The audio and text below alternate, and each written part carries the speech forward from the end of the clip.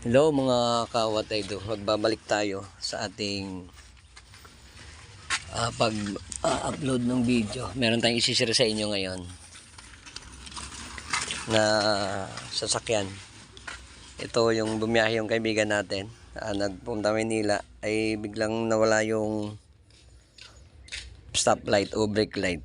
Kaya mahalaga sa lahat yun pag nagbiyahe, lalo pagka long distance. At saka kailangan para maiwas aksidente, kaya kailangan i-check. So ito, tara i-share natin sa inyo para kung meron kayong mga ganitong problema din na sasakyan, stoplight, brake light, ay kaya nyo gawin pag napanood yung video no. Tara, share natin sa inyo. So itong unit natin, yan, NB350 Urban Nissan. So yan yung pinakabuo niya. Bagong bago pa itong mga kawataydo. Okay, so ito yung problema natin. Ito, tsaka yan. So tara, first steps natin na gagawin, i-check natin yung fuse. Okay. So dito kabila, dito sa kanan ng kanyang stoplight. Okay. So first steps natin ginawa ay check natin yung fuse. Ito yung fuse box niya. Kita nyo yan yung 1, 2, 3. Okay. Stoplight. So 1, 2, 3 stoplight. Check natin yung fuse. Yan o. So i-check natin yung fuse niya. Okay. So dahil pangatlo. Okay. So yan. Sana yan. Okay. So yan. Sino natin ng test prod. Okay, so prod natin gumagana. Yan, ganyan lang yung negative positive ng ating tawag dyan, analog tester. Ano natin sa 10 amperes na yan, stoplight. Ito 1, 2, 3, malabo yung ano natin. Okay, so nasan natin yung ating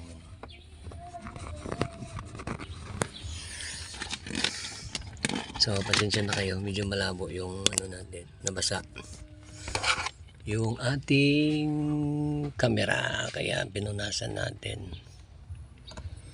Okay, so yan yung 10 amperes. Ito yung fuse, ito yung pinaka manual nya ng NB 2018 model. Okay, so 10 amperes siya. Chinek natin ay good naman. So next natin na move ay doon sa switch, pedal switch. Tara, ikotin natin.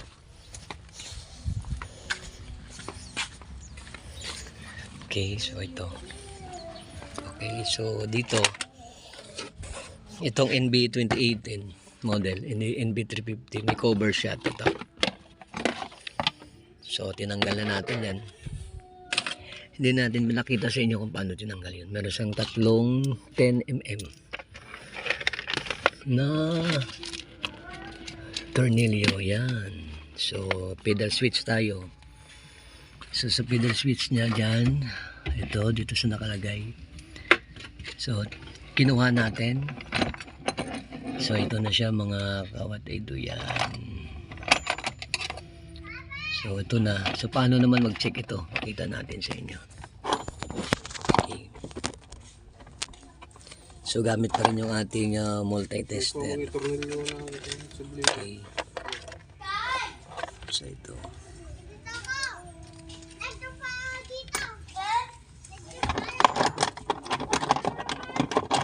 Kita nyo yun. Yung ating yung ating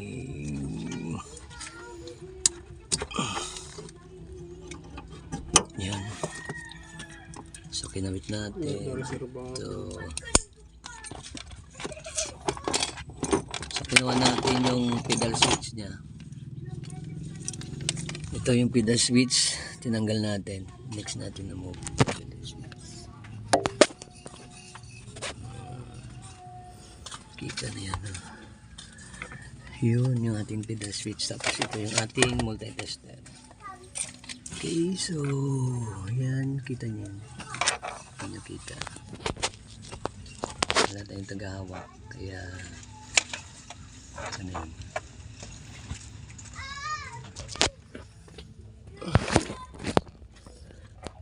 yun?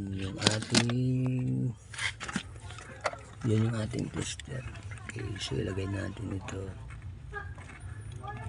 So lagay natin dalawang prad dito sa switch natin. So wala tayong tagahawak. So kailangan natin tsagaan. Yun. So lagay natin yung dalawang prad ng ating yung negative positive ng prad natin. So nakita nyo yan. Nilagay na natin yung dalawang prad doon sa connector ng ating pedal switch. Pumapalo yan. Kaya pag inapakan natin, ano siya, natatanggal siya. Kaya yung mangyari dyan, yan, lagay natin. Tapos, ito yung ano natin, ito yung pedal switch, hawak ko na rin. Tingnan mo yun, oh. Pag ito yung nagko-contact doon sa pedal switch natin, sa brake switch natin. Pag binapakan yan, yun. Ibig sabihin, pag nakadiin, walang contact. Pag binitawan, mag-release siya. Kaya nakita natin yung problema. Naglulus lang. Okay. So, kailangan natin i-fix. Hindi natin kailangan bumili ng pyesa. So, na-fixin natin. Okay. So, okay na. So, next, ibalik natin dito. Okay.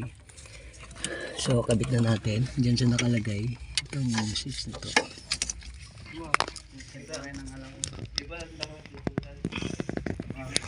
Okay. So, dito nakalagay ito. Tinanggal natin. So, ngayon, ibabalik na natin siya. Okay.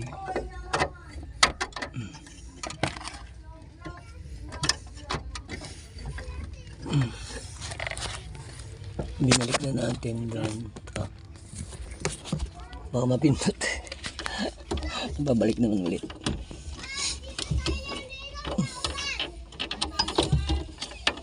Kailangan mag-lock siya. Okay.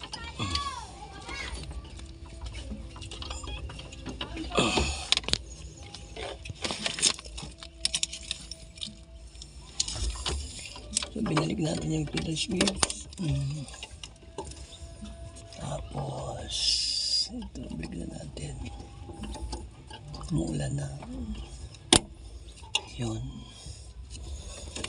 Kailangan na yun.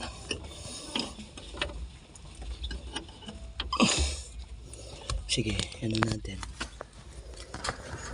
Susi na natin. Umulan na. So, susi natin. Yan, susi.